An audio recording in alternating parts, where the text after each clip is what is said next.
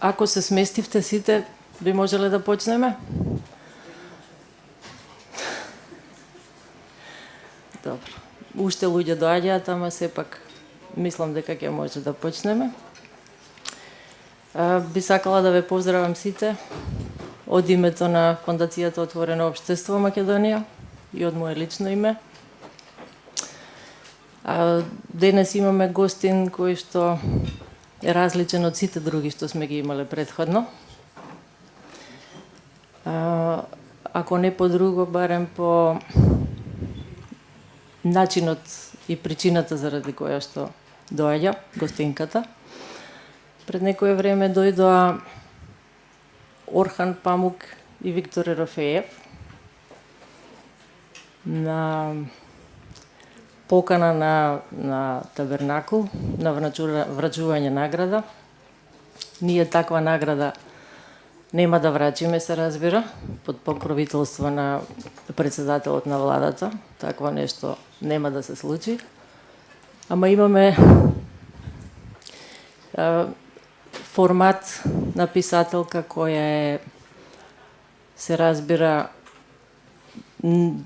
воопшто не е далеку од форматот на оние писатели кои што беа претходно тука. Писателка која е по многу основи различна, мене ми е особено драго што е тука со нас. Пред 10 години беше повторно во Скопје, 2004, меѓутоа тогаш беше се поинаку. Денеска е се поинаку, во некоја негативна смисла, за жал. Насловот на рамковниот наслов на овој денешен разговор, како што гледате, е надвор од нацијата. Книжевноста помеѓу траумата и слободата. Мислам дека сите ние тука, драги гости и пријатели, на еден начин сме исто така надвор од нацијата. Која што, како што гледам и како што констатирале многумина пред мене, излегува дека е се уште некој простор на огромна страст.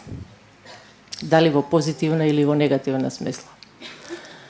Со Дубравка денеска ќе поразговараме токму за тоа, како книжевникот постои во тој меѓупростор на силни страсти. Таа ќе прочита прво еден дел од својот есеј ОН зона, Out of Nation зона, па понатаму ќе имаме прилика да поразговараме и на оваа рамковна тема и на неколку други, што ќе се наметнат, предпоставувам, сами од себе.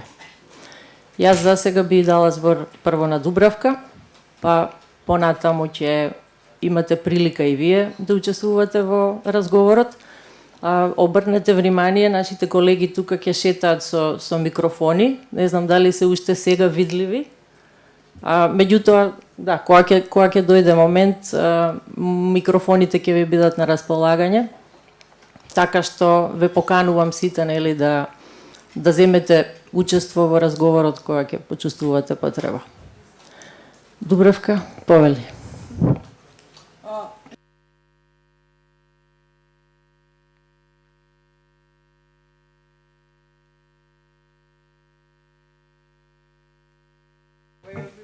Drago da vas sve vidim ovako.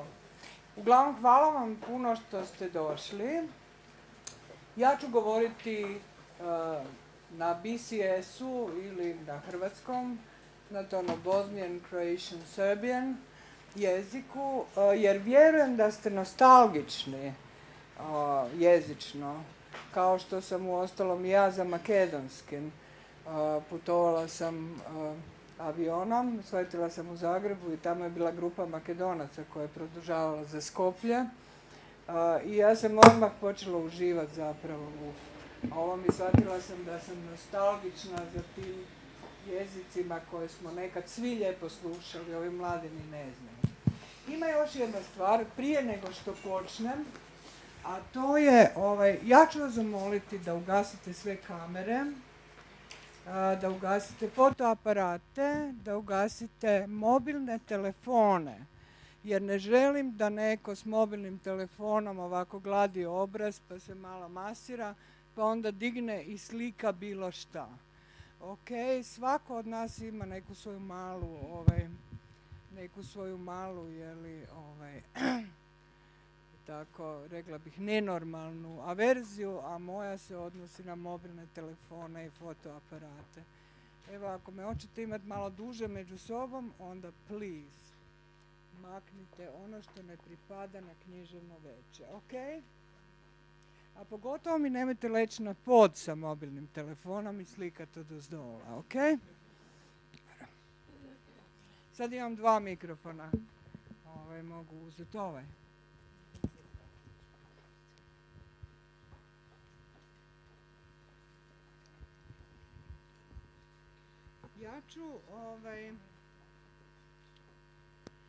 Ja ću malo čitati, a onda ćemo Maja i ja razgovarati, onda ćete vi postavljati pitanje. To što ću čitati zove se ON zona. Nije UN, nego ON. A šta to znači? Saznaćete uskoro.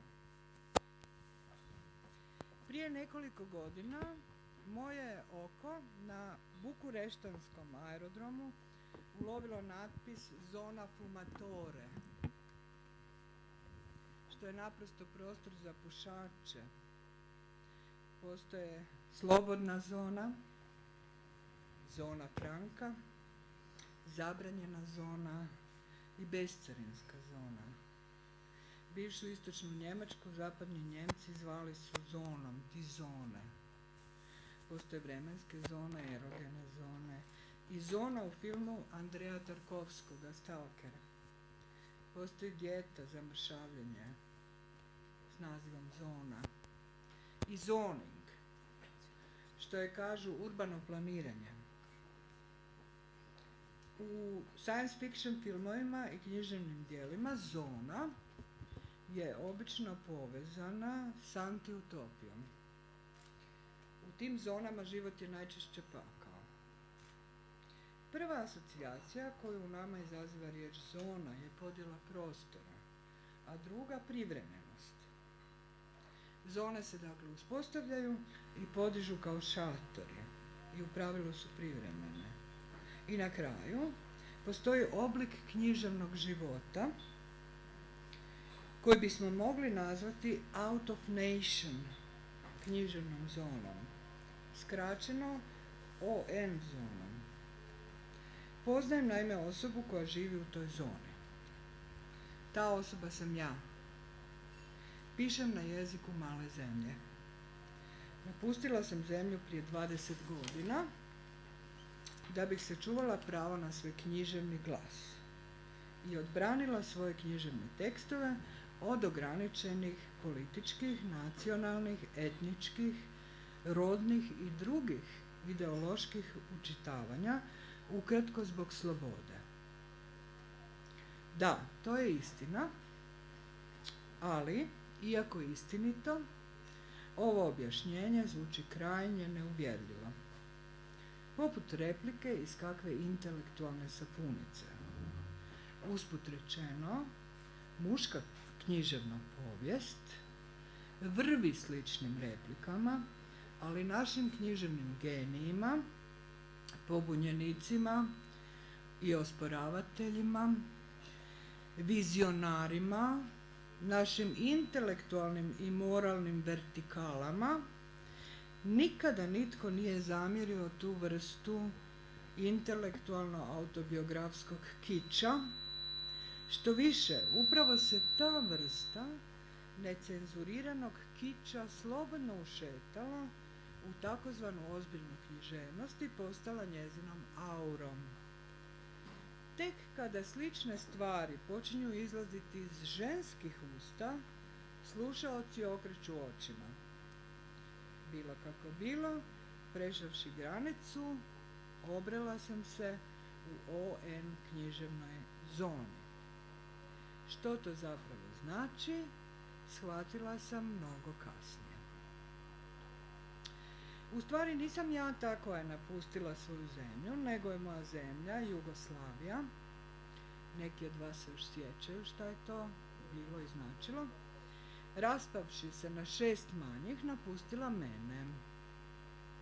Nove zemljice jarosno su dijelile svoje građane prema krvnim grupama, što je poniženje koje se teško dalo podnijeti, i ja sam napustila nacionalne zone, ponijevši sa sobom materinji jezik. Bila je to jedina prtljaga koju sam ponijela sa sobom, drugu nisam imala na raspolaganju. Govorni jezik lako sam zamijenila drugim, ali bila sam u dobi kada je bilo teško mijenjati i pisani jezik. Pritom nemam romantičarskih iluzija o nezamjenjivosti materinjeg jezika, niti sam ikada razumijevala kovanicu materinji jezik. Možda i zato jer sam je usvojila bukvalno. Moja mama bila je Bugarka, njezin materinji jezik bio bugarski, ali je hrvatski govorila bez greške, bolje od mnogih Hrvata. Što se nezamjenjivosti materinjeg jezika tiče, sumnjam da sam ikada osjetila romantičarski svrbež. Ali, ako i jesam, onda je on zauvijek nestao prije 20 godina, kada su hrvatske knjižnice bile euforično čišćene od nehrvatskih knjiga. Knjiga srpskih autora, hrvatskih izdajnika, komunjara, jugoslavena, ćiriličnih knjiga. Moji kolege književnici mirno su i bez pogovora promatrali tu kratkoročnu, ali zato ne manje zastrašujuću praksu. Ako je moj jezički romantizam, kažem, ikada i postojao, onda je on trajno iščezao onoga dana kada su bosanski Srbi granatirali Sarajevsku nacionalnu biblioteku. Akciju uništenja vodio je kolega, sarajevski pjesnik i psihijatar Radovan Karadžić. Književnici ne bi trebali zaboraviti takve stvari. Ja nisam, zato ih stalno ponavljam. Materinji jezik i nacionalna književnost za većinu pisaca prirodan su dom. Za neadaptiranu manjinu zona traume. Zato ovi drugi doživljavaju prijevode svojih knjiga na strane jezike kao neku vrstu izbjegličkog skloništa. Spadam u ove druge. Naime, i moje su se knjige u euforiji hrvatskog knjigocida bile našle na smeću. Nakon nekoliko godina akademskog i spisateljskog lutanja skrasila sam se u maloj i prijateljskoj europskoj zemlji. I ona bivša i ova sadašnja književna sredina drže me za strankinju, svaka iz svojih razloga do duše. Istini za volju nisu puno pogriješile. Ja jesam strankinja, imam i ja svoje razloge. Izabrala sam da živim svoj književni život na neuobičajenu prostoru u ON zoni. Život u slobodnoj zoni prilično je samotan. Nosim se sa konzekvencijama svoga izbora s nezdravim, gotovo samoubilačkim veseljem. Pišem na jeziku koji se raspao na 3 službena jezika, na hrvatski, srpski, bosanski, ali je i pored svih napora da se raspadne ostao isti jezik. Na istom tom jeziku ratni zločinci na Haškome tribunalu već gotovo 20 godina tvrde da nisu krivi. Izmučeni prevodioci Haškog tribunala našli su za taj jezik prirodnu i prikladnu internu kraticu BCS, Bosnian Croatian Serbian. Narodi koji su se nakon krvavog razvoda smanjili i skratili se, ne podnose razumljivo da im i jezik bude sveden na kraticu. Zato ga Hrvati zovu hrvatskim, Bosanci bosanskim, Srbi srpskim, a Crnogorci, oni su našli originalno ime, oni ga zovu crnogorskim. Tko bi razuman poželio književni brak s evidentno traumatiziranom književnom osobom kakva sam ja? Nitko. Poneki prevodilac ili prevoditeljica. Prevodioci me održavaju na životu. Naš brak je veza između dva siromaška. Naš zajednički simbolički kapital na svjetskoj književnoj burzi posve zanemariv. Moja odanost prema prevodiocima ogromna je. Čak i kada imena Iljf i Petrov prevedu kao ime grada u Sibiru. Prevodioci su u pravilu skromni ljudi. Na književnoj mapi gotovo da su nevidljivi. Žive tihim životom u autorovoj sjeni. Istina, moje suosjećanje s prevodiocima proizlazi dijelom iz moje vlastite pozicije na književnoj mapi. I meni se često čini da sam nevidljiva. Bilo kako bilo, čak i prevođenje s malih jezika smatra se profesijom. Spisateljica koja piše na malom jeziku iz out of nation književne zone, to nije profesija. To je već dijagnoza. To da književnost ne poznaje granice je floskula. Ne treba u nju vjerovati. Granice ne poznaju samo književnosti pisane na velikim jezicima. One putuju bez pasoša. Točnije, autori, predstavnici velikih književnosti, putuju svaki ponaosob, a velika književnost stoji iza njih kao uvjerljivi garant. Male književnosti putuju napadno mašući svojim nacionalnim pasošima. Točnije, oni putuju kolektivno, jer je nacionalno zajedništvo jedini garant njihova postojanja.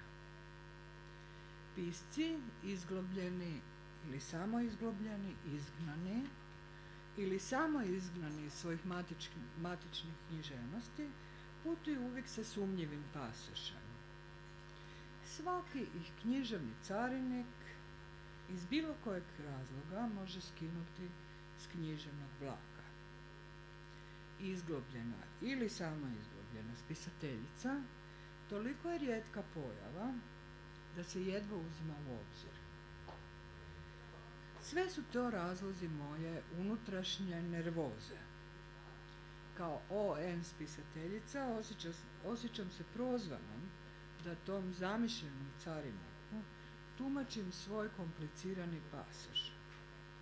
A tu započinje, kao što već biva kad se upuštamo u neravnopravnu raspravu s carinskim službenicima, umnožavanje nesporazuma.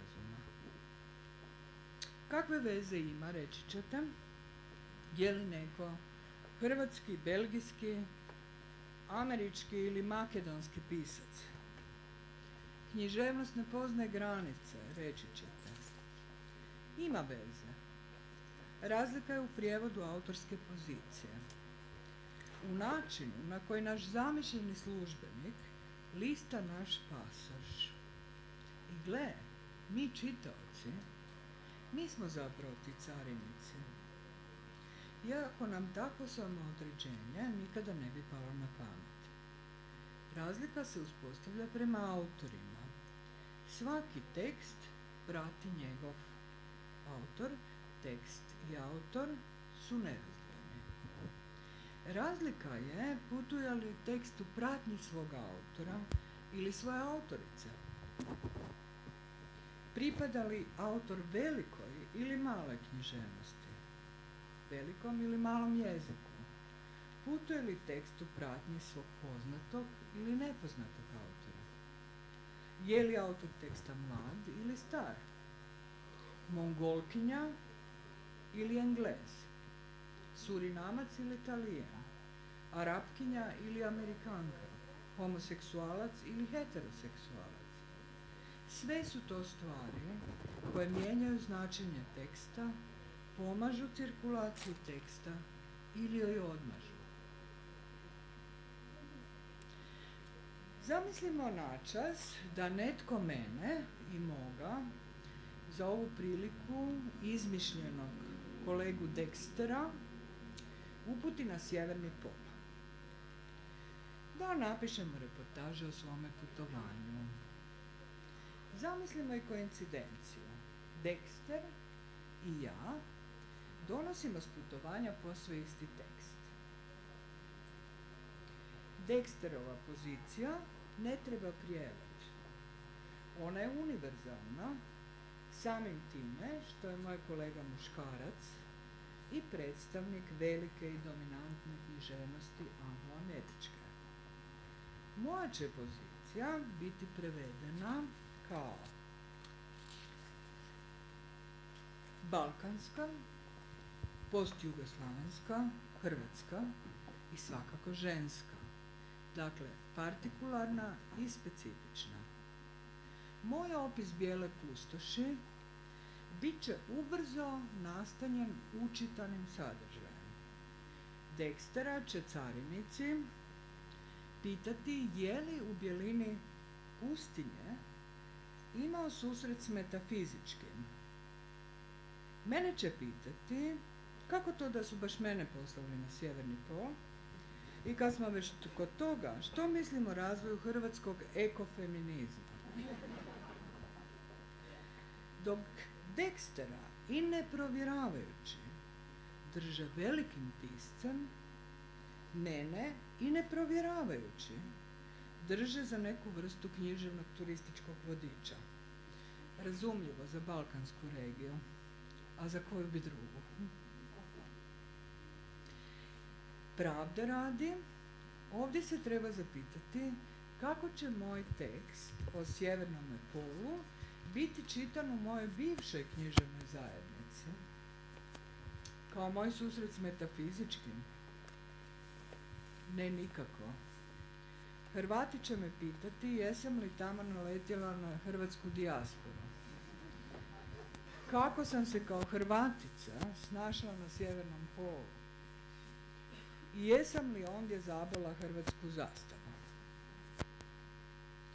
Najvjerojatnije, međutim, da moj tekst neće biti ni objavljen. Zato ću uz veliku pompu objaviti Dexterov i pod naslovom kako je veliki američki književnik otopio naš pogled na sjeverni pol.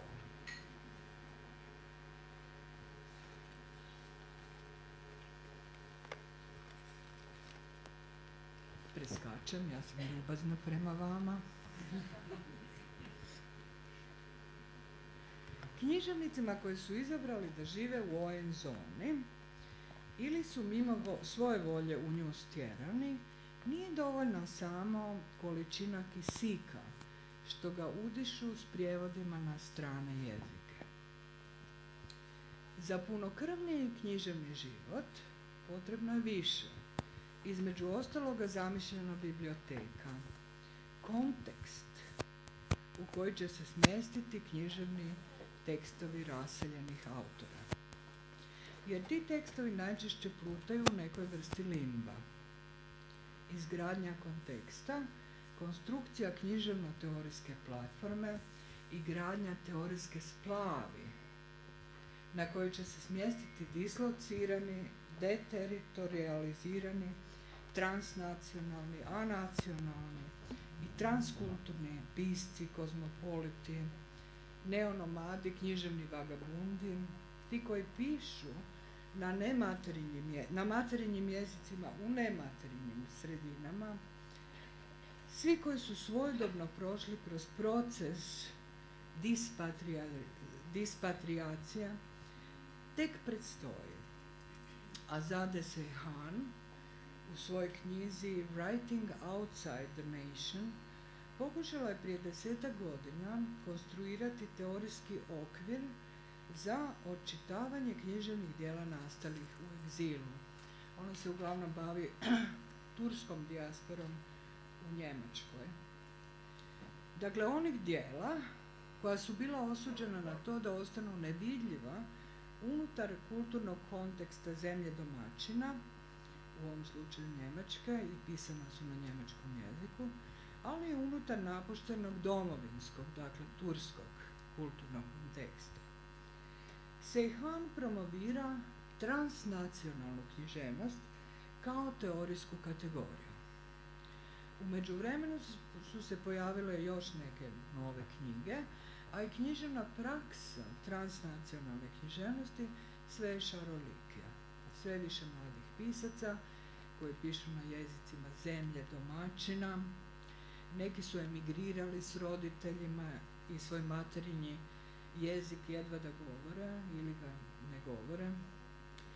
Drugi su pak svjesno iz kulturno-pragmatičkih ili književno-umjetničkih razloga zamijenili materinji jezik jezikom zemlje domaćina. Neki pišu dakle na jeziku zemlje domaćina, ali zadržavaju mentalnu kopiju materinjeg jezika, što rezultira iznenađujućim jezičnim kombinacijama. Eto, mogu dati primjer Aleksandra Hemona koji piše na engleskom, ali nekako je zadržao tu matricu mentalno hrvatskog, srpskog, bosanskog i to su kritičari primijetili kao jednu dobrodošlu književnu neobičnost. Drugi pak ostvaruju efekte tekstovne deautomatizacije miješajući vokabulare, dva ili čak više jezika. Promjene se ne događaju samo u tekstovima, nego i u njihovoj recepciji. Fenomen književnog distanciranja uočila sam na samoj sebi. Čini mi se da nisam više u stanju pratiti suvremene tekstove srpske, hrvatske i bosanske književnosti sa istom lakoćom kao ranije, iako i dalje pišem na istom jeziku. Prilikom čitanja zapinjemo stvari koje lokalni čitaoci, pretpostavljam, ne zamjećuju. Osjećam tonove i nijanse drukčije nego što ih oni osjećaju. I pitam se kakva je to kemijska reakcija. Kakva se ta kemijska reakcija dogodila meni kao recipijentu teksta? Sa promjenom kulturnog okoliša, jezika i adresata. Promijenio se i moj odnos prema regionalnim, pod navodnicima, književnim vrijednostima. Danas mi se tekstovi koje sam prije bespogovorno prihvaćala, znate škola, kanon, lektira i tako, čine smiješno lošima. Vjerujem da se i moj književni rukopis promijenio u onom trenutku kad sam dobila poziv da pišem kolumnu za holandske novine. Bila je to 1992. godina, nalazila sam se privremeno u Americi, u mojoj domovini, plamsao je rat, a adresat mojih kolumni je bio holandski čitalac. Ne znam je li ONZO teže artikulirati ili ju je teže živjeti. Ono što interpretatori kulture rijetko uzimaju u obzir jest suvremena kulturna praksa. Ona je barem u Europi naseljena ne samo takozvanim neposrednim proizvođačima, nego i brojnom kulturnom birokracijom. Od nacionalnih ministarstava za kulturu, nacionalnih institucija, europskih kulturnih institucija, kulturnih menadžera i drugih servisa. Njihov načelni posao je zaštita i promoviranje nacionalnih kultura i omogućavanje protoka kultura. Kulturna birokracija, međutim, usput propisuje i etablira svoju kulturnu politiku, gradi svoje kulturne platforme, ne pitajući mnogo za mišljenje takozvane neposredne proizvođače. Priznajmo, neposredni proizvođač u kulturnom lancu postao je nevažan. Važna je kulturna aktivnost, njezin menadžment, važni su izdavači, a ne pisci. Važne su galerije i kustosi, a ne umjetnici. Važni su književni festivali, a ne književni sudionici. Gotovo svaka europska sredina ponaša se prema transnacionalnim piscima baš onako kako se ponaša prema svojim emigrantima. Civilizirana europska sredina sagradit će za emigrante stambena naselja. Ponegdje će se potruditi da prilagodi urbanu arhitekturu hipotetičnom ukusu budućih stanara, da je diskretno orijentalizirana primjer. Domaćini će učiniti mnoge stvari na koje će biti ponosni i nikada im neće pasti na pamet da to možda čine ne zato da bi emigrante izvukli iz geta, nego da bi ih suptilno zadržali u getu. U getu njihova identiteta i kulture. Ma što to jednima i drugima značilo? Da bi dakle povukli nevidljivu crtu između nas i njih. I tako mnoge društvene sfere učinili nepropusnima. Iz istog razloga izdavaštvo voli, recimo, egzoticirane autore, iz istog razloga za takvu potražnju postoji adekvatna ponuda. Ima li transnacionalna književnost svoje čitaoce? Ako ih ima, tko su oni? Jer izdavači su već odavno okrenuli se prema hipotetičnom ukusu većine potrošača, ukus većine potrošača će mnoge knjige odbaciti kao kulturno nerazumljive. Kako to znam? Znam jer je neki anonimni Amazon komentatori ostavljaju svoje komentare s onim zvijezdicama. Onda je jedan stavio, samo mi je dao jednu zvjezdicu i rekao je culturally incomprehensible. Dakle, ako se trend kulturne razumljivosti, odnosno standardiziranja književnog ukusa nastavi, a nema razloga da se ne nastavi, onda svaki razgovor o transnacionalnoj književnosti ostaje tek čavrljanje o književnoj utopiji. Kako uostalom utvrditi što je autentično, a što stvar tržišnog kompromisa? I naš književni ukus književnih potrošača, s vremenom se standardizirao i prilagodio proizvodima koje nudi kulturna industrija. Ja recimo znam po sebi, samo da vam dam mali sramni primjer moje promjene. Ja sam nekad bila sposobna gledati Kurosavine filmove koje traju 3-4 sata. Tarkovski je bio moj omiljeni autor. Bergman, daj mi Bergmana, što više i nek što duže traje. Danas ja više ne podnosim, mislim, kadar duži od 1 sekunde. Želim da je to sve skraćeno, da je puno akcije i puno boja. Mislim, to je s vremenom, je došlo do naprosto do toga da je industrija počinje određivati moj ukus.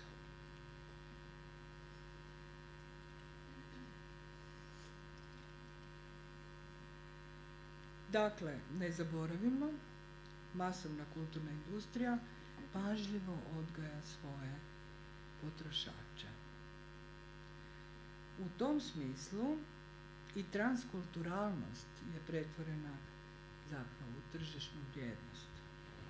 Sam po sebi pojam nije neutralan, ali interpretacija u književnom djelu ne bi automatski trebala biti garant književne vrijednosti, što se na književnom tržištu sve češće događa.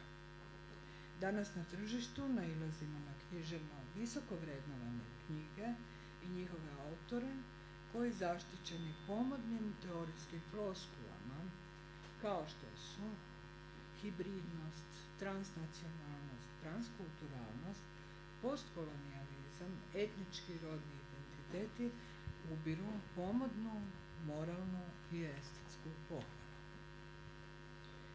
Književni kič ovdje prekriva dimna zavjesa tobožnje političke korektnosti i privlačni spojevi između istoka i zapada, između amsterdamskih sufija i američkih domaćica, saharskih beduina i austrijskih feministkinja, između burki i prade, turbana i armanija. A gdje su moji čitaoci? Tko će podržati mene i moju malu nezavisnu kućnu radinost? U neoliberalnom svijetu, a i književnost je dio toga svijeta, ja sam osuđena na zatvaranje svog dućana. Što je onda s mojim pravom na obranu mojih tekstova od ograničenih političkih, nacionalnih, etničkih i drugih učitavanja koje sam spomenula na početku? Moju slobodu pojela je demokracija. Mogli bismo i tako postaviti stvari. Parkova u kojima mogu držati govore pticama imam koliko mi srce želi. O kojoj dakle vrsti slobode govorim u trenutku kada novine polako iščezavaju jer navodno nisu u stanju ostvariti profit?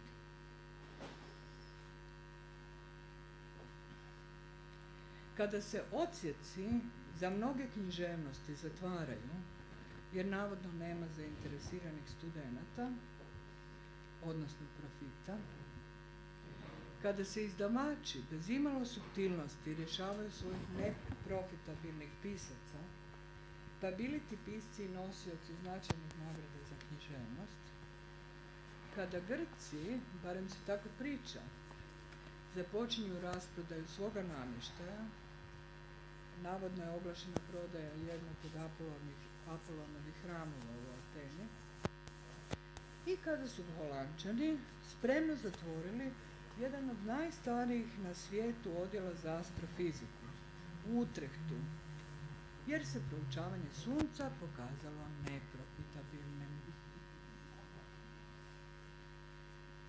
Tebi je ipak za nijansu bolje. Ti imaš, htjela to ili ne, barem neku marketinšku nišu.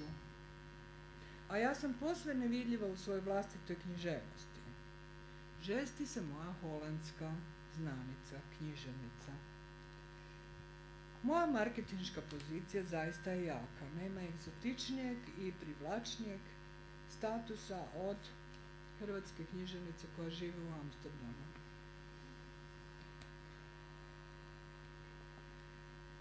Naravno grintam, ali dobro razumijem o čemu govori moja znanica.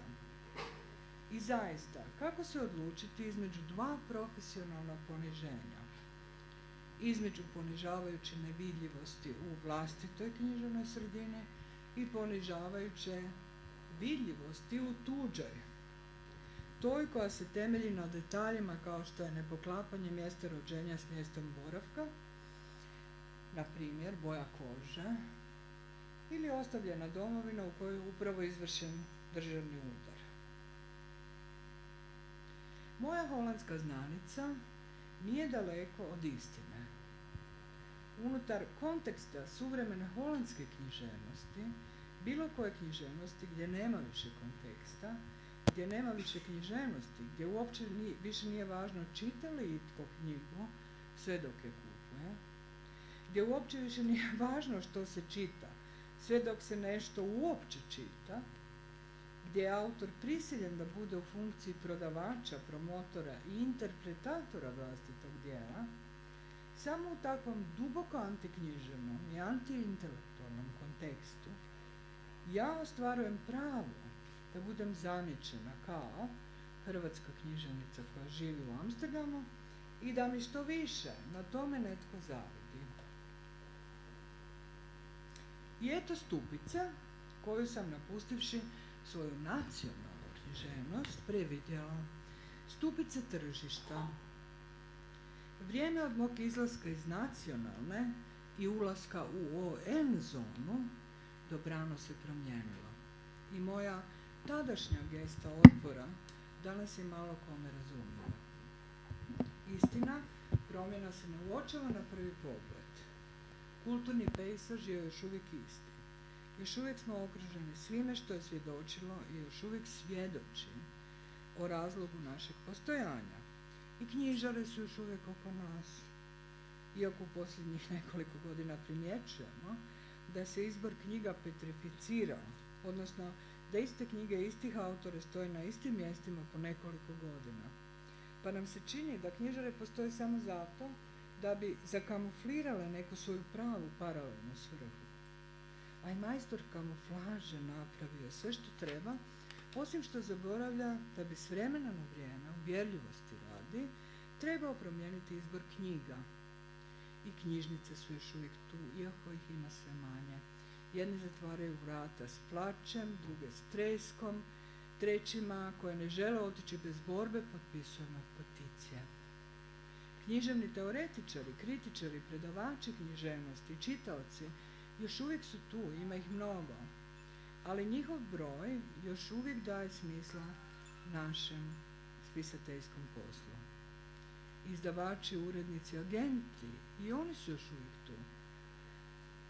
Iako nam se sve češće čini da to više nisu isti ljudi. I kao da nije sasvim jasno jesu li to oni mrtvi ili smo mi mrtvi, samo nas o tome još niko nije stigao obavijestiti.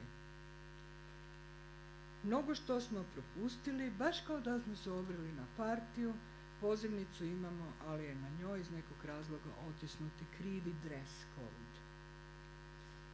Čini se da je život u ON zoni izgubio svoj pravi smisao, jaki, etički, moralni, politički ili estetski motivi koji su gonili književnike, intelektualce i umjetnike na dispatriaciju, u međuvremenu su na općoj burzi ideja izgubili vrijednost. Najčešće razlika je umjetničkog i intelektualnog protesta, bio to fašizam, nacionalizam, ksenofobija, vjerski fundamentalizam, političke diktature, povrede ljudskih prava. Vječno gladno tržište pretvara u tržišnu kategoriju. Tako i najčešća borba za slobodu postaje borba za tržišni prestiž. Zato je posve nevažno hoću li sutra svoju ON zonu napustiti da bih se vratila kući ili da bih se skrasila negdje drugdje ili je uopće neću napustiti. Prvi put zamjećujem da je moja zona krhki šator, podignut među divovskim neboderima nove korporativne književne kulture. Činjenica da imam profesionalni status potvrđen izdanjima i književnim priznanjima ne spašava me od osjećaja gubitka profesije, kao i prava na profesiju. Nisam sama, takvih kao što sam ja, ima mnogo, svi smo, i ne zamijetivši to, postali beskućnici. Neko je marljivo radio na rušenju našeg doma radi svog profita. I evo da završim sa, meni se čini jako efektnim krajem, ali ne znam mogu li ga upotrijebiti, ne znam je li knjiga L. James 50 Shades of Grey prevedena na makedonski, vjerujem da je. Svi ste čitali, ko nije nek digne ruku. Dakle, ako načas uzmemo 50 nijansi sivog L. James za ozbiljno, Uostalom, kako ne uzeti za ozbiljno onolike milijune prodanih primjeraka i kažemo da je taj roman simbolička kruna današnje korporativne kulture.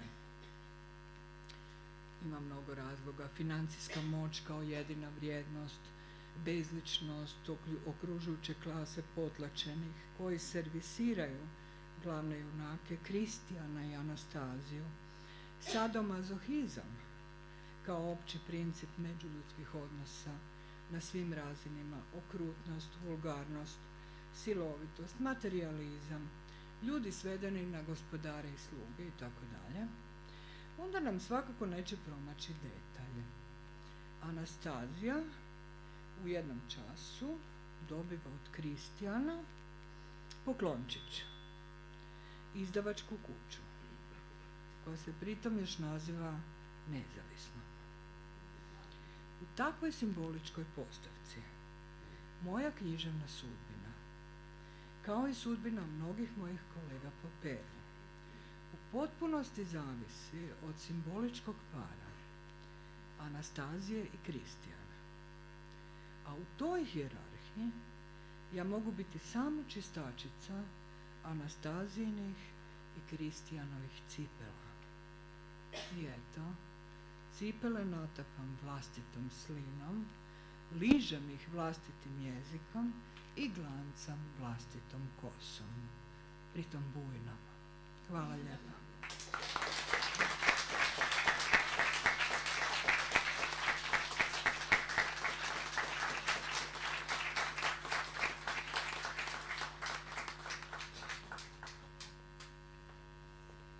Ке станам и јас сега. Ке испадне дека седам од непочитување кон публиката. Каде да го водиме разговоров понатаму од ово? Пред да го заврши Дубравка читањето на есеот, одеднаш почна да работи сеќавањето кај мене, па се сетив на студентските години, кога во библиотеката за компаративна книжевност стигна едни книги кои беа на филолошкиот факултет, значи едни книги кои беа алфа и омега за студентите. Тоа беше големата монографија за руската авангардна уметност и поимовниците на руската авангарда. Како автор беше подпишан Александар Флакер. Смеам да спомнувам имиња. А автор на поимовниците беше Дубравка Угрешич. Книгите беа и коуредник, да, се разбира. Јас бев изгледа прилично мутава тогаш, оти ги испокрадува книгите, како да ви кажам. Попаметните студенти, тоа се раздига, ги нема одамна. Од тогаш помина многу време. Имаш, нажалост, да. И пред неколку месеци влегувам на пауза од часови во библиотеката и гледам нови книги после многу време. Ние инаку немаме пари да купуваме, нели, универзитетот нема пари, никој нема пари за книги, ама гледам едни купишта стигна, учебници оволкави, коцки, предприемаштво. И добро, не можете ни да ги дигнете од масата. Еден, друг, трет. Цигли. И гледам две помалечки книги, од новиве книги во библиотеката за компаративна книжевност. Ај помалечки, викам да видам што се. Едната пишува Опра. Одоздола биографија. Авторка Кити Кели. Твоја колегиница, не?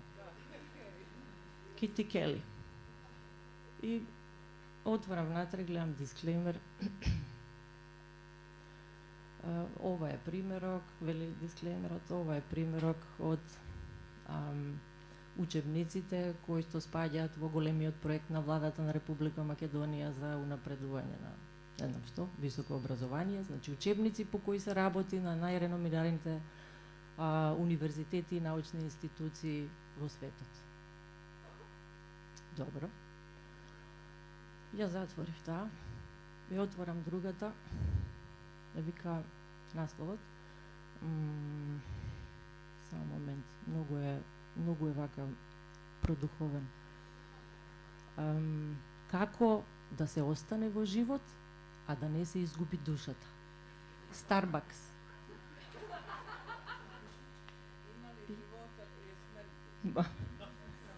Значи, ја објаснува веројатно книгата успешноста на Starbucks. Знаете сите што е Starbucks? Авторот е веројатно тој самиот главниот тип, не знам како се века. И не ги украдов овие. Ги земав со одобрение на шефот на катедрата, ги скрив дома. Може ќе ги вратам ако ме замоли некој, ама не гледам дека се потепаа. Добро, многу од студентите мои завршени и актуелни се тука. Се надевам дека ги држат отворени очите и ушите. Затоа што ова не е само една така наивна анекдота. Ова може да се поврзе и со низа преокупации на Дубравка. И Дубравка има пишувано доста на темата од што се состои авторот. Па јас би сакала, ако ја провоцира оваа приказна за колешките и колегите писатели, да проговориме малку и за тоа.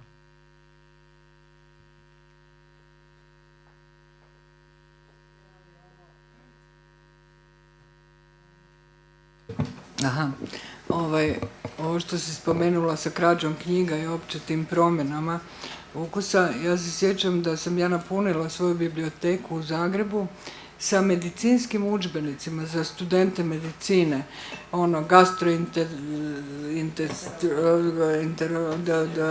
psihijatrija, kirurgija, anatomski rječnici, sve, zato što su oni naime bili srpski i koštali su 10 kuna, jedva 1 euro, a Hrvatska, znanost, liječnici još nisu uspjeli proizvesti udžbenike za studente na hrvatskom jeziku, tim više što su mnogi bili čak i na ćirilici. I tako sam ja udomila te knjige ogromne, debele za 1 euro, zahvaljujući nacionalizmu i gluposti. A studentima je ostavljeno Medicinskog fakulteta u Zagrebu da čekaju hrvatske autore da napišu njihove udžbenike. Ovo što me pitaš za autora, trebala bi me pitati malo konkretnije, jer je tema toliko široka da ne znam s koje strane da počnem. Da li osjećaš opru kao koleginicu ili Kitty Kelly? Pa znaš šta, mislim, stvari se ne događaju. Znaš, ljudi kažu, pa ne treba obraćati pažnju na gluposti. Znaš, pa ne treba, ali ako se gluposti događaju unazad 20, 30, 40 godina, onda one zažive i postanu standard.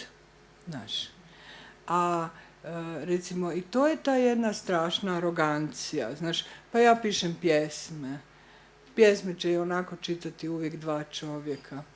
Da, međutim pa ja pišem za odabranu publiku. Ma nemoj.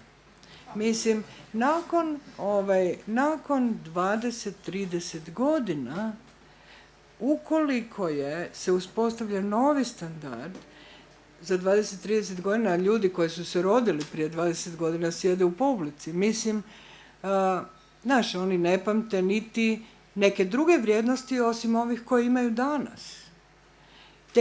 Onda je to jako teško iskomunicirati. Mislim, užasno je teško iskomunicirati vrijednosti. To je kao da ja zaista sad odem u brazilsko pleme u Amazonu i pokušavam im tumačiti koliko su važni moji tekstovi. Pa ljudi će se smijat. Pripadnici plemena Ava. Smijat će se, jer uopće neće razumjeti o čemu ja to govorim. Znaš, ja se bojim da ono što se urušilo, i to temeljito, samo, znaš, ljudi više od svega, mislim, možeš ljudima reći da su lopovi, lažovi, ubojice, ovakvi, onakvi, ali im ne smiješ nikad reći da nisu moderni. Jer moderan je potrošač. Svaki potrošač je moderan. Zato je to modernost biti u toku, zato je to užasno važna stvar. Važna je za industriju koja cijeni svoje moderne potrošače. Pa ona ne želi ljude koji ne znaju što je mobilni telefon. Jel? Dakle, i tu je da ja imam mobilni. Sa mnom je sve ok. Ja sam u svom vremenu, ja sam pripadnik svog vremena, ja mogu. Ja komuniciram, ja tweetam, a ti si budala koja ne tweeta. I tako, jel? Znaš, i ti naprosto se postepeno urušio cijeli jedan sistem koji podržava... Zašto je ovaj tekst? Ko mi je to rekao? Je li ovo nešto vrijedi? Zašto se ovo zove esej? Mislim, znaš, koja je uloga eseja? Zašto vi to sve skupa slušate? Zašto nalazite užitak u tome da slušate ili gađanje? Ili to nije za vaše uho? Dakle, znaš, to su stvari koje pripadaju edukaciji. A ja se bojim, znaš, da je i edukacija se izruinirala. Mislim, znaš, ili ona više ne odgovara novom vremenu, novim tehnikama, znaš, ili tu se nešto izdogađalo. Uostalom, ja imam nečaku koja ima 11 godina i ja sad malo pratim te njezine čitanke, znaš, tu njezinu lektiru. Ja vidim, znaš, u kom to smjeru ide i šta to sve skupa je. I to, znaš, ne možeš tako nekako arogantno reći, pa dobro, to je moda, svi smo mi imali svoje mode. Pa dobro, mi smo imali Beatlese, a oni su imali ne znam šta. Oni imaju Justina Biebera. Mislim, znaš, niti, naravno, onda ne možeš reći, pa nisu Beatlesi bili bolji ili je Justin Bieber sve to isto, znaš, ali vječne stvari će uvijek ostati vječne. Ko je rekao? Znaš, eto, otuda razlozi zapravo moje zabrinutosti, jer ja se brinem za sebe. Znaš, cijeli smisao mog posla je da ja komuniciram.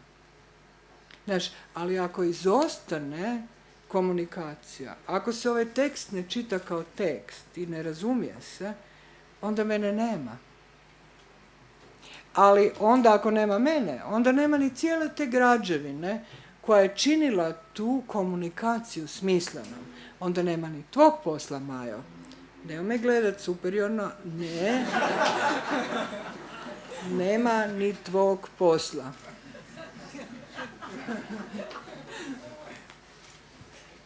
Dobro, sama ta reče, дека се разбира, нема автор bez nekoj vid opštestven dogovor. Naravno, a onda imaš žanrove tog opštestvenog dogovora, pa to ide kroz recenzije, pa ide kroz članke, pa ide kroz časopise, pa ide kroz novine, pa ide kroz komunikacije kakva je ova među nama danas i tako dalje i tako dalje. Ide kroz škole, ide kroz osnovne škole, ide kroz... Mislim, to je, samo zamisli koliko je to jedan bogat sistem koji se, recimo, ajmo reći, nije on tako star. Zapravo on traje nekih 300 godina. 300 godina je ništa. Kad su prvi put počeli predavati književnost na fakultetima? Znaš, pa tu negdje, 300 godina, 350. Znaš, kad su prvi puta je uvedena književnost, i onda to ona postaje, onda to više nije slučaj nekoga ko Gudi, zvao se on Homer ili ne znam kako, znaš, nego se to onda klasificira, sprema, postoje znanje, postoje kultura i onda mi svi zapravo radimo na tome, svako sa svoje strane. A може ли, например, ова што го гледаме сите што се случува, а ти го нарекуваш масовна оргија на саморепрезентација, тоа што го возможуваат и новите медиуми и слично. Може ли тоа да се смета за некој вид нов општествен договор? Ne, ja mislim da je to samo borba za čitaoce i da je to u funkciji tržišta. Naše tržište vlada, mislim, pa poznat, pa čitali ste, recimo, ja sam bila na to, postoji jedan festival sa jako dugom tradicijom u Edinburgu, zove se Edinburški književni festival.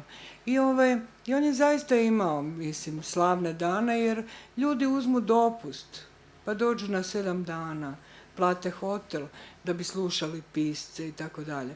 I šta se dogodilo u zadnjih 2-3 godine, kako je to malo pomalo, ljudi više ne mogu slušati, mislim. Znaš, oni traže da ih pisci zabavljaju. Znaš, da naprave neki performans, da nešto malo otpjevaju, pa nešto malo odsviraju, pa otpleču nešto. Jer ovo čitanje, mislim, znaš, to je dosadno i opće razgovori i sve to. To se dogodilo. Ja sam čitala izvještaj i zadnje, ti vidiš to po internetu koji je pružio neviđene mogućnosti. Ja ne kažem da interes prema književnosti, odnosno ne više prema književnosti, nego prema samoizražavanju, on postoji, on je vječan. Znaš, recimo, prije 2 dana sam razgovarala sa svojim susjedom u Zagrebu, on ima 22 godine, studira matematiku, genije, matematički izvrstan je, dosadno mu je na fakultetu jer to sve zna, znaš, predavanja su mu dosadna i on je, malo se bavi pisanjem. I sad ja velim i kako to ide, odlično završava svoju prvu knjigu i kaže, znate, ja ništa ne čitam, jer meni je to dosadno. Ja sam napisao knjigu kakvu bih ja volio čitati. Znaš, tako, ne može se reći da ne postoji interes, ali postoji interes on je vječan i on će uvijek postojati, naš interes u ljudima da sami sebe iskažu na neki način. Pisanom riječju, da pjevaju, da sviraju, da se bave umjetnošću, da slikaju, da rade bilo što od tih poznatih oblika samoizražavanja umjetničkog. Пишуваш на едно место во последната книга Европа во сепија. Нешто што се надоврзува на овој разговор. Околу ритуализацијата и беатификацијата што ја изведуваат некои од најуспешните современи уметници. Конкретно ја спомнуваш Марина Абрамовиќ и нејзиниот проект The Artist is Present од 2010 кој се одвиваше 3 месеци во МоМА во Њујорк. Можеш ли нешто повеќе да ни искоментираш во врска со тоа? Околу таа... Не чуете? Се слуша добро? Da. Окей. Molim? Dobro. Pa ne, mislim, to je tako jedna mala scenica koju sam ja opisala u toj knjizi Europa u sepi, ali to je samo vrh ledenog brijega, mislim. Ja se ispričavam što kao pisac upotrebljam takve iz Anđele, poredbe. Taj vražji vrh ledenog brijega. No dobro. Naime, ono što je totalno evidentno je da mi živimo u muškoj kulturi, da je kultura apsolutno muška, a da u toj kulturi participiraju i žene koje su zapravo nevidljive. Jel? Mislim, ne treba tu velika pamet, mislim, uzmite kalkulator, upotrebite mobilne telefone, tamo ima mali ne, i krenite računati. I onda pogledajte, pitajte bilo koga, ko su makedonski nacionalni pisci. Ajmo se kladiti da neće biti nijedne žene. Možete otići od tržnice pa nadalje, mislim ako od studenata, bilo koga. Jel? Ko su, molim? Ok, hvala. Super. Našli smo jednu. Znate, onda kad gledate malo, recimo, ko drži medije posvuda? Ko su kolumnisti? Pa muškarci. Znate, ko su budući kandidati za Nobelove nagrade? Pa muškarci, pa nisu valjda žene. Mislim, ženama se statistički omakne da dobiju svake 10. godine. Ja? A kad gledate uredništvo časopisa, mislim, žirije i žiriranje, pa ko su? Mislim, u današnje vrijeme su malo korektni, pa onda uzmu da nekako i žene budu u tim žirijima za nagrade, ali ko dobije nagrade? Pa muškarci dobiju. Ja? Znate, da li se, mene zapravo zanima, znate, mislim, i uvijek je ta pozicija univerzalna. Ja sam našla u jednom komentaru, ja imam jedan roman koji se zove Baba Jaga je snijela jaje. Ne?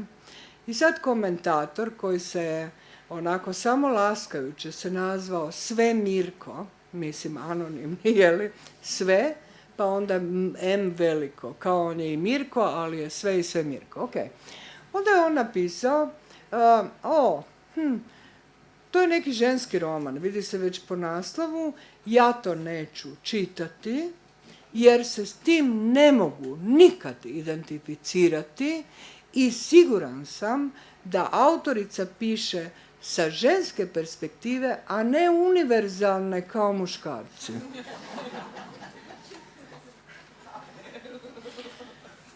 Tako o tome misli Mirko. Ne? Ali ja vas uvjeravam da sam dobila istu kritiku u hrvatskim novinama od poznatog hrvatskog pisca koji je rekao, pa mene ne zanima, pa nije to univerzalno, mene te stare babe ne zanimaju.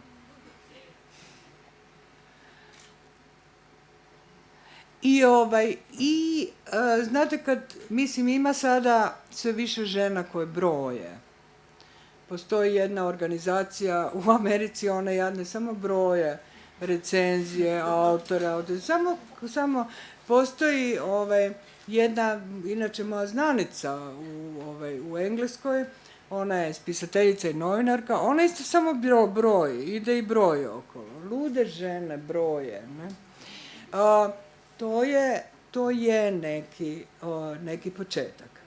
Onda sam se ja zapitala zapravo kako u toj modernoj našoj kulturi, koji je uopće način kanonizacije, jer je sve u kaosu raspadnuto. Još negdje ove nacionalne kulture, one još se drže, pa onda u te akademije integriraju nove članove koji su, naravno, muškarci. Ne? Onda ti novi naši predsjednici od, šta ja znam, Mesić, Josipović, ne znam šta, pokupe te medalje, pa onda metnu, pa onda nagrade sve te. Ili ih nagrade zato što su bili disidenti, ne, ko Radu Šerbedžiju i Rajka Grlića, ili ih nagrade zato što tobože disidenti, ili ih nagrade zato što su radili za državu ovako ili onako, pa im po te medalje. Ne? Pa nikad nijedna žena nije dobila medalju.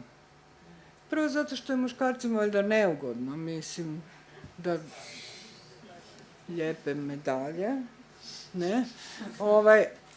Ne znam šta je to, ali ja mislim da postoji još jedna stvar koja je dublja, ozbiljnija i ne tako lako iskorjenjiva. A to je, ja vam to tvrdim, mislim, možemo s kalkulatorom, muškarci, pisci, nikad ne čitaju kolegice. Žene čitaju muškarce i žene. Tako da je to, znate, to je toliko kao da se radi o nečem što će ih zaraziti. Ili kao da imaju neku vrstu, znate, daltonizma ili ne, disleksije. Oni zaista čim je autorica žena, oni to ne mogu čitati. Oni to ne razumiju. Shvaćate? Odatle taj, jeli. I onda sam ja, kad si me već pitala, mislim, jer sad bi mogli satima, to je moja omiljena tema, kad si me već pitala, onda sam shvatila, kad sam gledala, nisam bila, ali sam vidjela naravno na televiziji svagdje, kako je zapravo Marina Abramović sa svojim projektom Artist is Present, umjetnik je prisutan, koji je trajao 3 mjeseca u Momi, kako je ona postigla jedan uspjeh. To je zaista odjeknulo posuda i ona se sada svrstala u sam vrh tih imena, umjetničkih. I onda sam se pitala kako, da li je ona to postigla kao Damien Hirst, koji je izložio kita u bazenu. Ne? Da li je postigla, mislim, kao ova ili one? Ne. Ona je to postigla i svi su bili potreseni, zahvaljujući triku. Ona je sebe dizajnirala kao Majku Božju. Pojavljivala se 3 mjeseca u haljinama, koje su bile bijele, crvene i plave, ne? I imala je tu pletenicu i povremeno je puštala suzu, kao Majka Božja. I šutila je, kao Majka Božja. I ljudi su se dolazili pokloniti, oni su vidjeli tu suzu koja teče iz njezinog oka i oni su ostali potreseni. Jednako muškarci kao i žene. Jer su vidjeli koga? Majku Božju. Dakle, žena se može kanonizirati isključivo ukoliko odgovara, i ona je išla na tu samo beatifikaciju, jer je znala da je niko drugi neće beatificirati, mislim, znaš. I to u okviru ovog modela koji je svima blizak. Niko nije ni primijetio šta se zapravo događa, ali su ga svi odobrili, i muškarci i žene. Ona je mučenica, ona je svetica, ona je čista žena. Ok? Jel smo tu sve razumjeli ili nismo?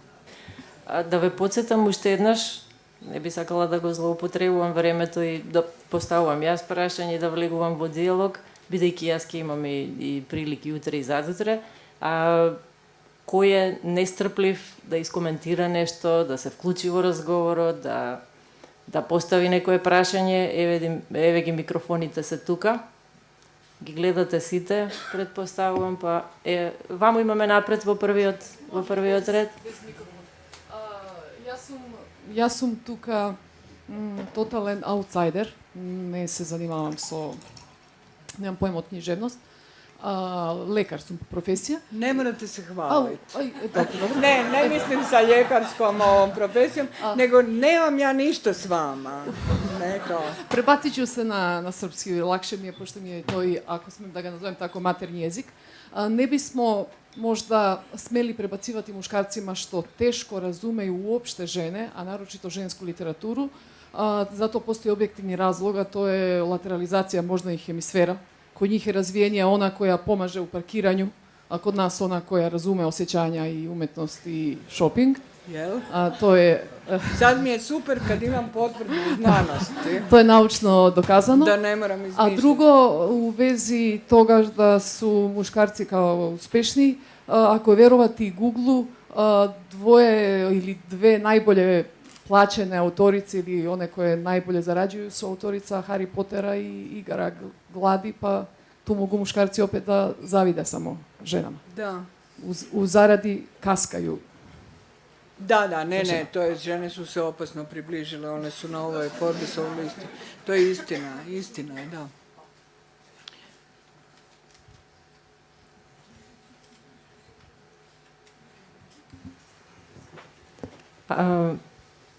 Славица Србиновска.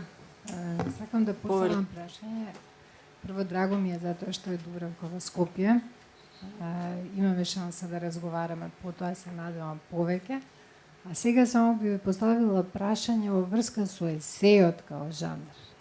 Бидејќи пишувате романи, меѓутоа често пати во последниве децении знам дека го практикувате есеот како жанр, а не анализите, бидејќи знам дека сте работеле во Институт за теорија на литература, сте правеле истражување и така натаму. И сите тие нивоа на научно градење и представување сте ги реализирале во Југославија. Меѓутоа, кога сте тргнале надвор, повеќе се подпирате на оваа форма, на есеот. Можете ли да ми кажете нешто повеќе за тоа?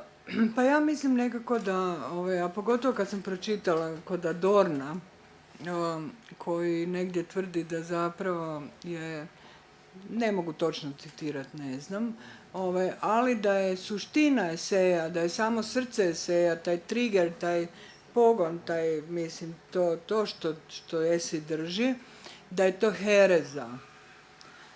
Onda sam shvatila da taj žanr koji sam ja nekako tako prirodno usvojila i nekako mi jako paše, da je to vjerojatno ta potreba za herezom, za dovođenjem u pitanje svih etabliranih vrijednosti. Šta to zapravo je? Mislim, eto, i ako moje eseji ispunjavaju tu funkciju, onda sam ja jako zadovoljna. Savršeno. Уште едно прашање имам, а тоа е околу носталгијата. Вие Светлана Боим го спомнува што има во врска со носталгијата, а вие носталгијата не ја третирате само како категорија која има емотивна тежина, туку ја третирате и као политичка категорија. Тоа ме интересира. Da.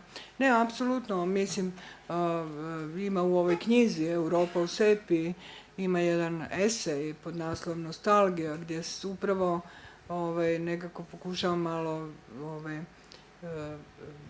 nostalgija može, to nije samo taj udar i to da ostajemo bez daha jer nešto vidimo, prepoznajemo što nismo dugo vidjeli i imamo jaku emocionalnu reakciju, nego je to nostalgija može biti fantastičan, imati fantastičnu manipulativnu moć i samim time onda i politički izvršiti nad nama, konzumentima, tu jednu političku manipulaciju. Ja vam mogu dati puno primjera, ali recimo jedan primjer, i na tom je pažnju skrenula jedna američka autorica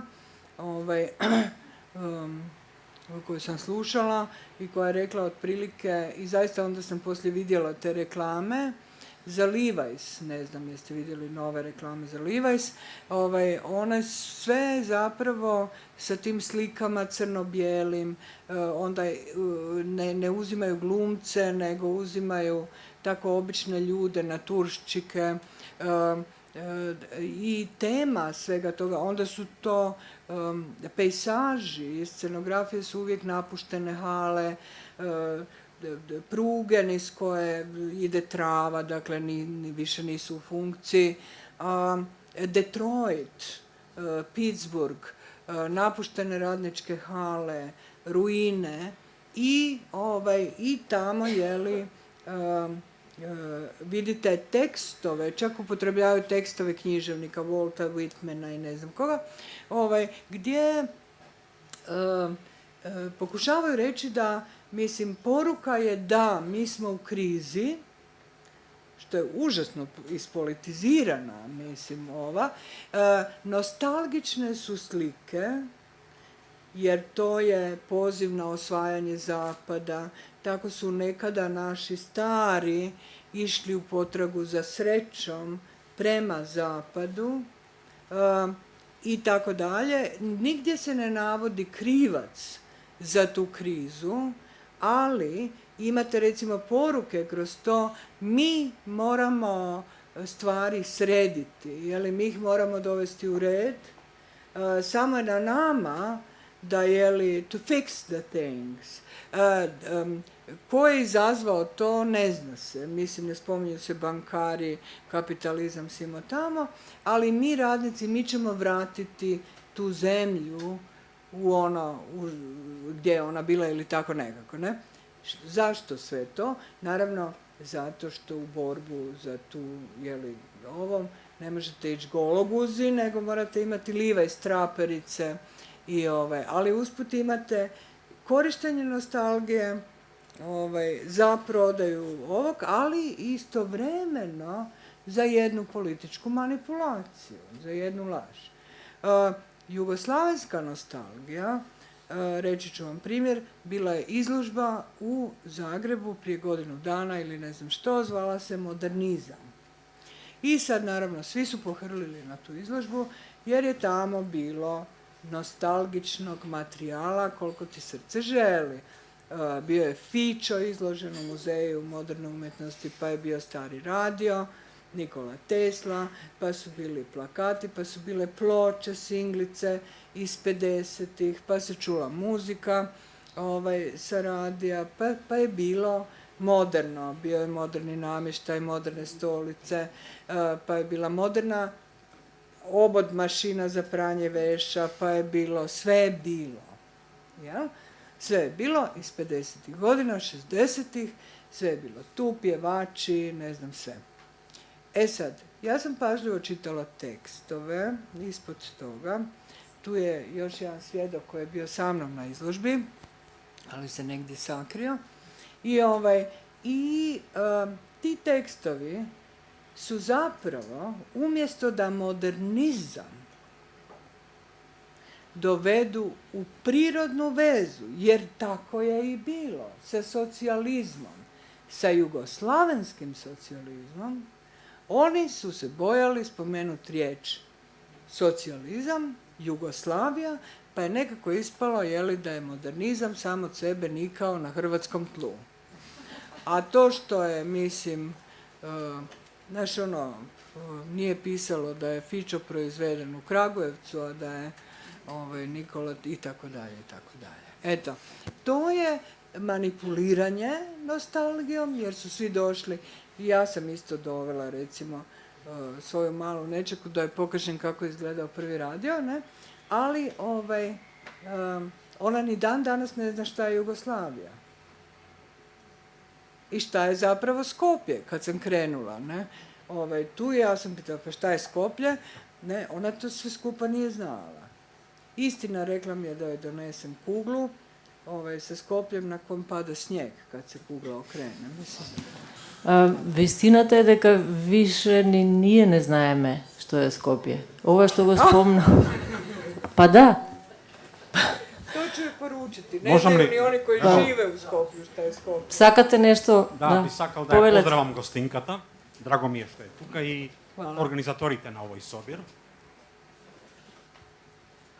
Јас сум новинар во пензија, би рекол во мој, за жал, персонален екзил, затоа што сакав да помогнам. Не, Malo glasno. затоа што едноставно, тоа би го потолкувал, не сакав да останам да направам една инверзија со темата натре во нацијата.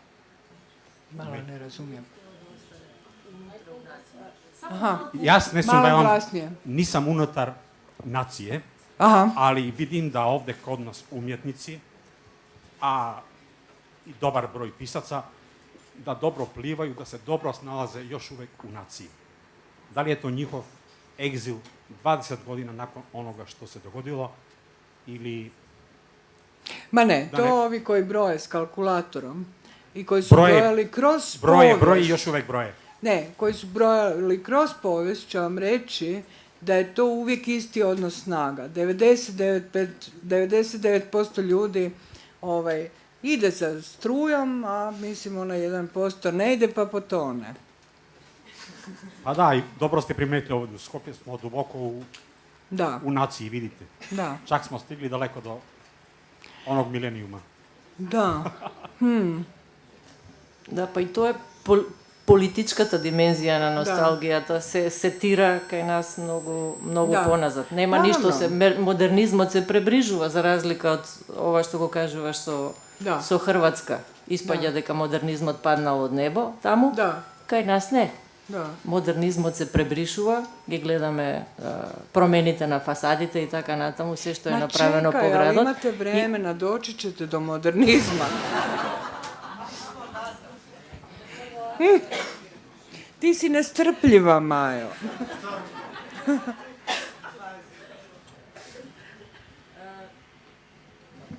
Микрофонот чета без проблем, повелете.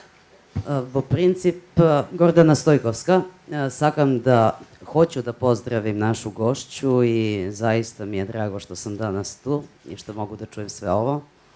Na neki način,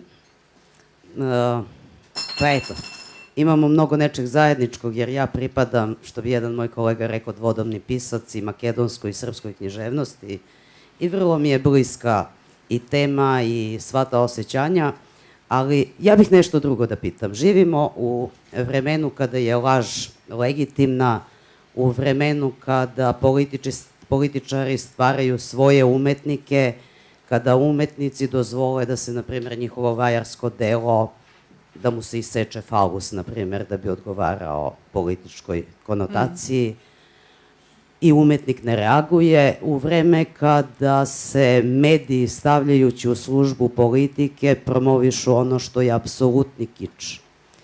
Šta da preporučimo mladima? Kao dugogodišnji predsjednik književne omladine, ja večito imam nešto, eto, neko pitanje, šta sa mladima? Znači, mladima se od raspada Jugoslavije oduzimaju prostori.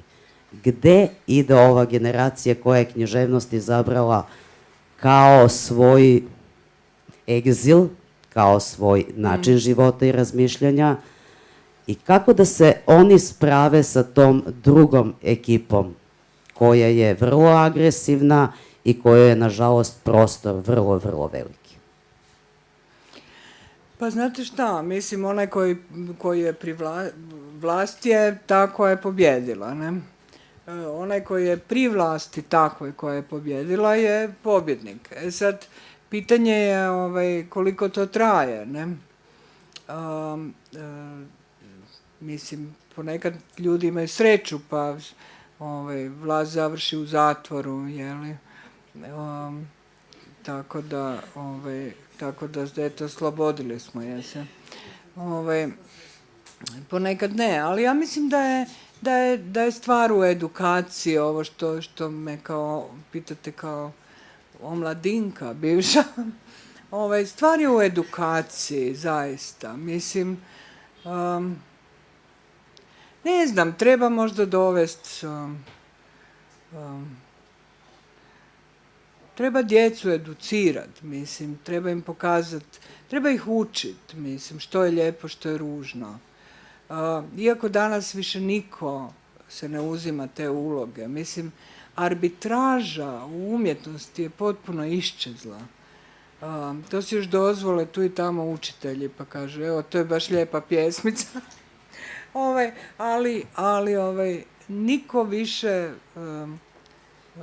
više zaista. Osim toga, znate šta, mi živimo u potpuno novom vremenu. Riječ kič, znate, vi upamtite zato što ste možda moje godište. Ali gdje vi u novinama, u stručnoj literaturi, u kulturološkim studijima uopće više čujete za riječ kič? Ta riječ je iščezla, ona više ne postoji. Znate, vi povremeno imate riječ pulp, recimo, ali ona ima pozitivnu boju. Nema arbitraže, nema više ničega i to je ta, takozvana demokratizacija umjetnosti. To su karaoke kultura, tako sam ja nazvala svoju knjigu prije ove Europa u sepiji, gdje sam pokušala na neki način zapravo nekako promisliti, artikulirati tu proizvodnju umjetnosti današnjega vremena. I onda sam zapravo shvatila da je formula prilično jednostavna zahvaljujući tehnologiji. I samo tehnologiji, a to su karaoke. Naime, za tu tehnologiju vi trebate anonimnog izvođača, trebate pattern, to jest obrazac umjetnički i trebate te žice, ne? Mislim, evo, to je sve što trebate. Sad, ako vi taj model, taj anonimni, a svi mi želimo, mislim, uzeti taj mikrofon, znate, mislim, ispostavilo se, neko je mjerio, isto je ovo računao, pa se ispostavilo da pjesma I Will Survive je jedna od apsolutno top, najizvođenija pjesma na karaoke u cijelom svijetu. Ja? Ako vi to prenesete na politiku, vi ćete vidjeti da je politika karaoke. Jel? Da nema supstance. Karaoke na japanskom znači prazan orkestar.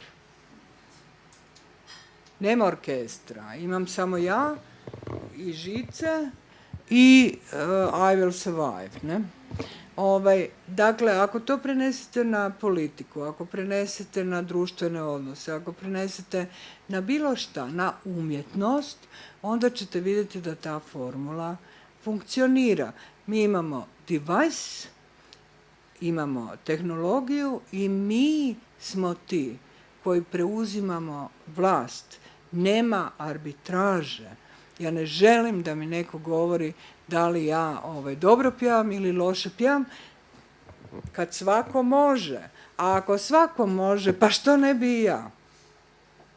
Tako da karaoke, to je Big Brother, to je televizija. Jer televiziju su zapravo preuzeli bivši gledaoci. Sad su oni zvijezde.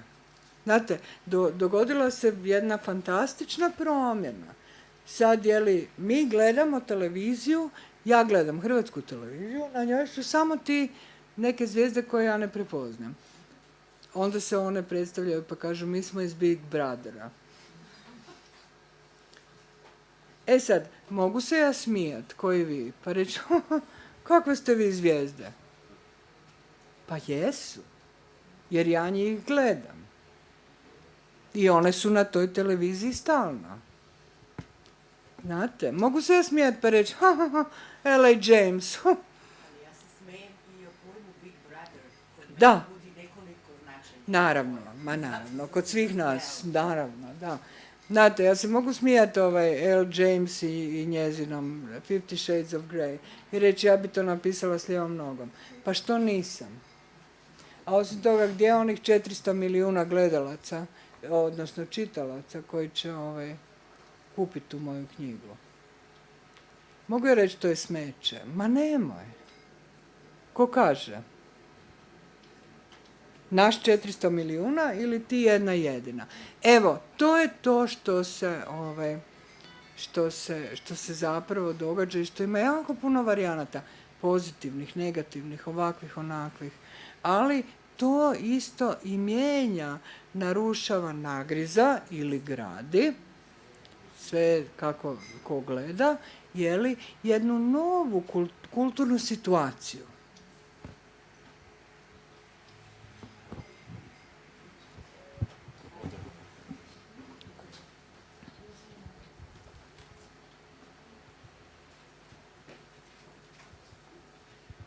Здраво, вероятно, не знам.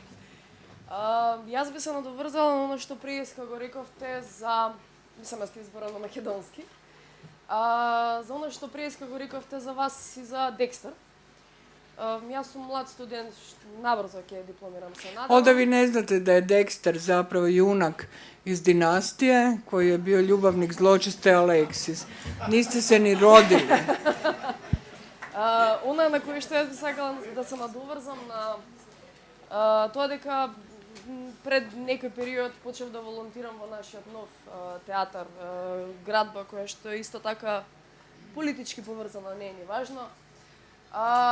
На фактот дека пред неколку години, кога почина Стив Джобс, веднаш почна да фрчат вести за тоа дека Стив Джобс починал и почна да се пишуваат биографии за него. Таа книга беше продавана во Македонија.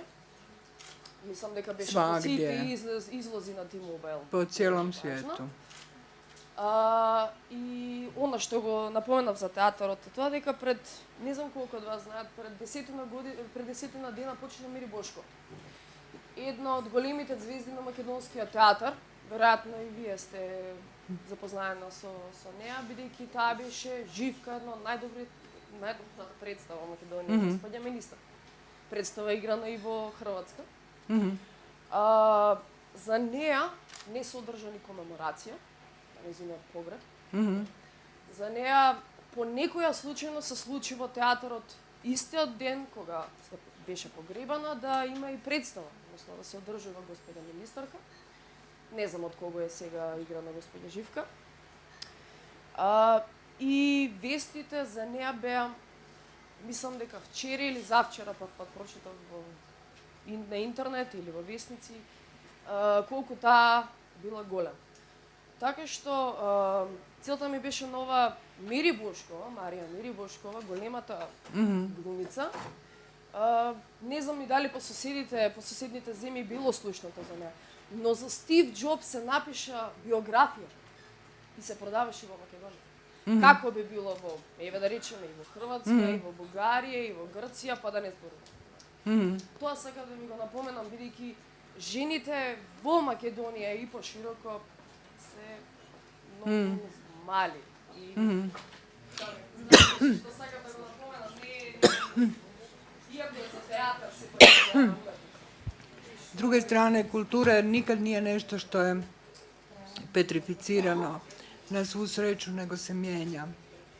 Tako da ono što se nama čini, internet recimo, YouTube i ne znam što, kao užasno jeftino sredstvo samopromocije, ne znam čega, zapravo i je na neki način korektor, tako da već sutra na YouTube-u mogu osvanuti neki nostalgični videotapes ili prilozi ili ne znam koji ispravljaju zaborav i koji to vraćaju u život. Svaka stvar ima pozitivne i negativne aspekte. Mislim, i ovo što ja čak i malo zvuči negativno, što ja pričam, nije rečeno, jer već sutra se može pojaviti nekakav potpuno drugi trend interesa prema vrijednostima. Mislim, znate, vi to ne možete reći. Mislim, ne može se predvidjeti. Da li ima уште некој што дава знак, а јас да не го гледам? Да. Добар дан. Јас сам Кристина. Htjela sam malo da vas pitam, iako ste vi već malo prokomentarisali ono što sam htjela da kažem, spomenuli ste ono oko menjanja kulturnog konteksta, pa sad i nešto ste pričali od nostalgije, pa sam se ja malo zamislila o prošlosti kad sam rasla i educirala se u socijalističkoj Makedoniji. Mislim da nešto se baš nije puno promijenilo što se tiče ove književnosti i vrednosti. Jer ako se sjetim tada, a mislim da to važi i sada, i tada smo mi, dok smo učili i studirali, znali da postoji neka književna dvoličnost, oficijalna. Jer znali smo da ima autora koji mi moramo čitati. I oni želite čitati. A koji nismo željeli, ali zato što su, ne znam, pričali o tom, o važnim pitanjima iz tog perioda, ne znam, narodno-oslobodilačkom ratu, izgradnju socijalizma i tako dalje. Čitali smo ih, ali smo znali uvijek da ima i nekih drugih boljih koji smo čitali onako po našem ubeđenju. Mislim da i sada to još uvijek postoji nekako. Nekako kao da se nije baš ništa promijenilo na oficijalnom književnom nekom nivou, jer i sada nagrade dobijaju autori koji se ne baš uvijek čitaju. ili većinom se ne čitaju. Ima ih u bibliotekama, ali ih niko ne kupuje. Dobijaju nagrade, pozicije, ali nikome ništa. Ali zato možda ovo tržište o kojem vi pričate možda omogućava da se neki autori koji ne spadaju u tu grupu mogu na neki način probiti. Jer imamo nekih autora koji recimo pišu na internetu i su jako popularni, za razliku od ovih drugih. I nekako me to tako navodi da možda taj kulturni kontekst i nosi nekih pozitivnih stvari. Ne, apsolutno. A jedna od tih možda je i fakt da mi konačno možemo direktno razgovarati sa književnicima. Jer kad sam ja studirala, meni je bio šok kad sam ja na fakultetu shvatila da jedan od autora koji sam čitala, to je bio, ja sam studirala lingvistiku, pa sam čitala sociolingvistu Labova, ja sam bila ubeđena da je on mrtav. I onda jednog dana ja shvatim da je on u stvari živ i predaje na Američkom univerzitetu. To je za mene bio šok, jer su svi drugi bili mrtvi o kojima smo učili. Tako da, mislim da ima ipak nekih pozitivnih. Ne, ma naravno, kultura je dinamično polje, ali mislim i to tržište isto tako, ne, mislim to sve treba uzeti, ne smije se uzeti zdravo za gotovo. Ne znam, ja recimo sam naročito nostalgična postala kad sam, i tome mi je pomogao zapravo internet, ne, zato onako si mislim, Žana Moreau, je li ona živa, ne? I onda odmah krenem na ovo da vidim da ona je živa, znate.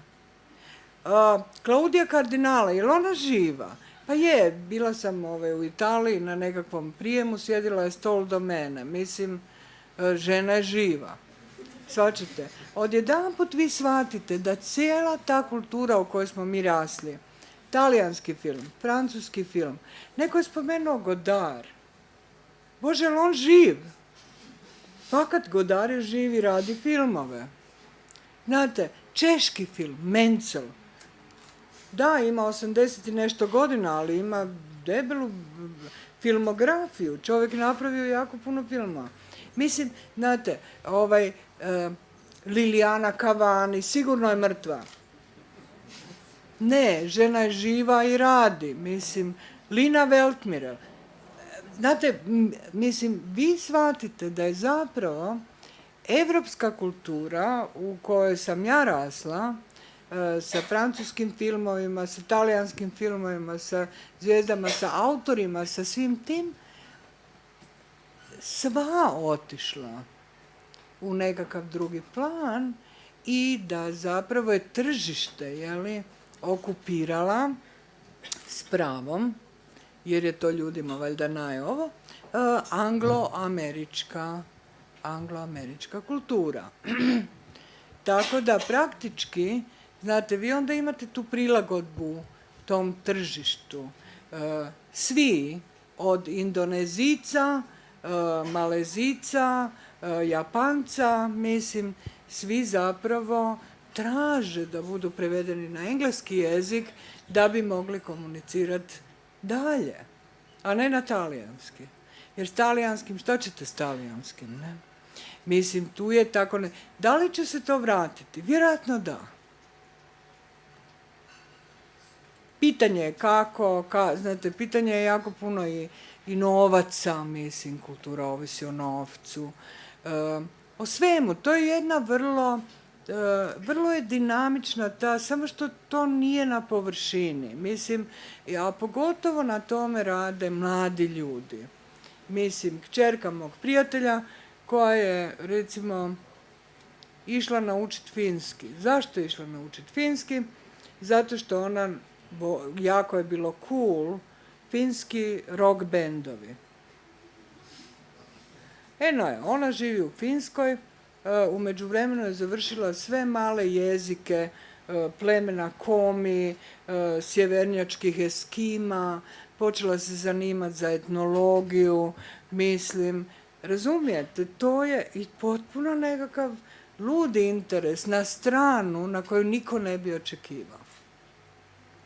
Tako da sve što govorim je možda danas, a neće više biti sutra.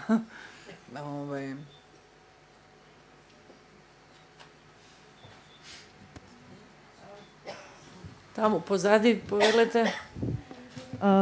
Јас би ве прашала вака едно прашање во име на помладата генерација. И ќе го споменам повторно екзилот, како не би ве цитирала од една ваша книга, велите екзилот е живот со адаптер. Менување на волтажата и херците за да не прегорите. И екзилот би бил еден избор или една варијанта на нас, младите, во денешно време.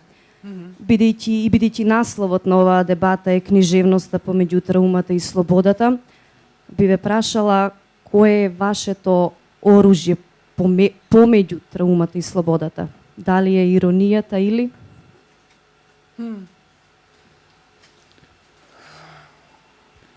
Da, ovo je vrlo zanimljivo pitanje, ali bojim se da na njega ne znam odgovoriti.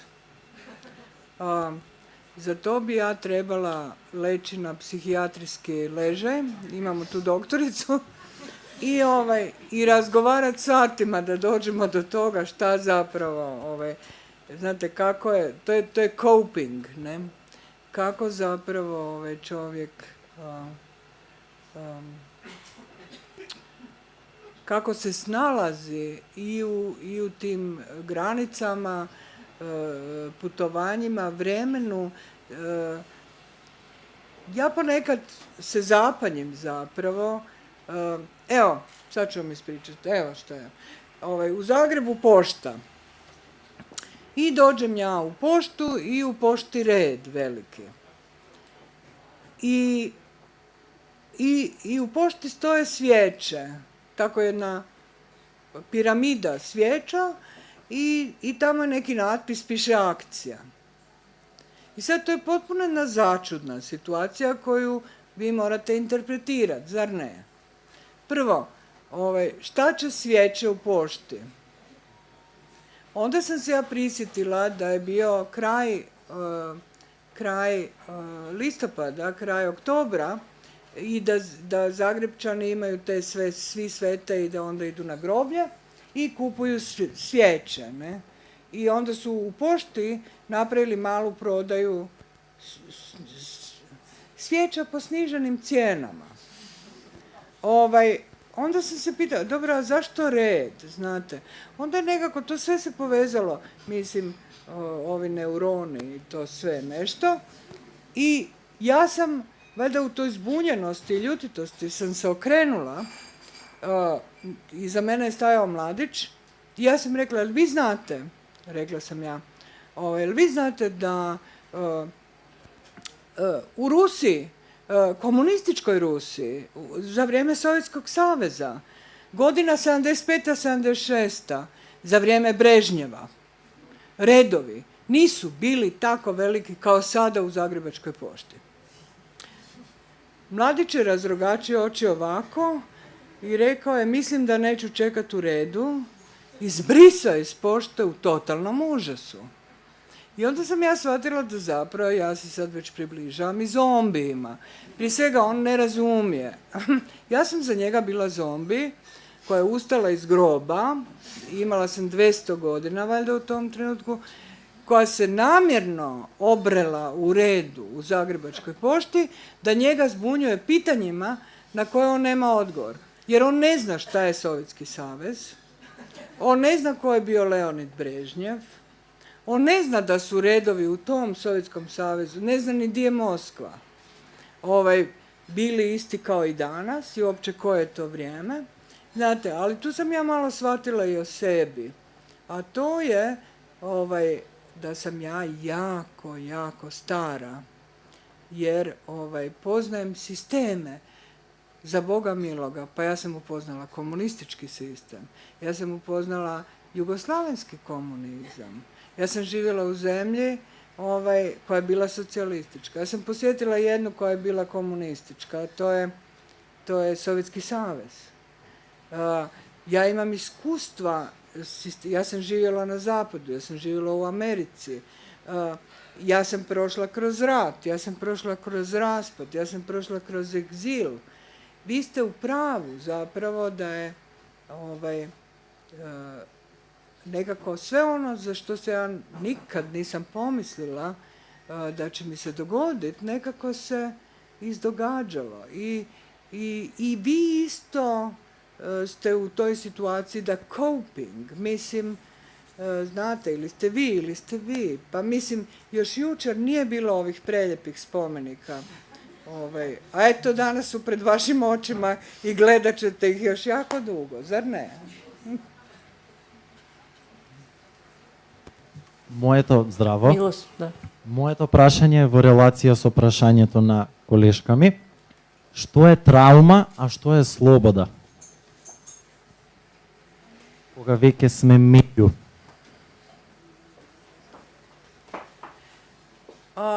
Znate šta, ovako ću vam odgovoriti sada kao neki vic, ne? Trauma je isto manipulativno, mislim, stanje, situacija kojom se može manipulirati. Tako da trauma može značiti i slobodu i obratno. A isto tako i sloboda. Za mnoge ljude može biti trauma velika. Znate, ne znaju što da radi s tim. Mislim, šta je sloboda u odnosu na šta u krajnjoj liniji.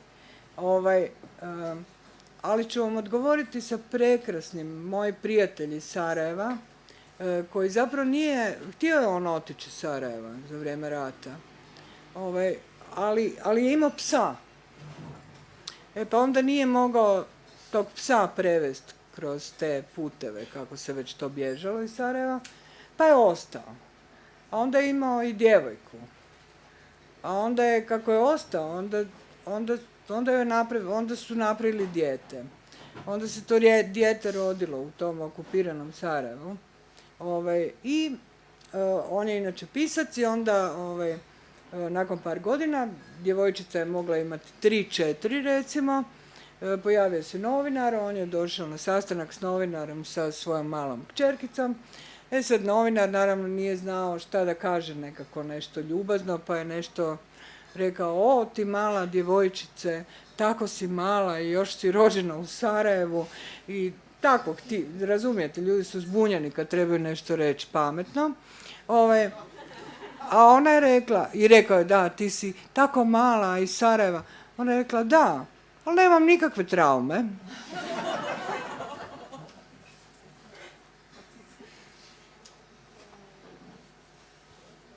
Повелете.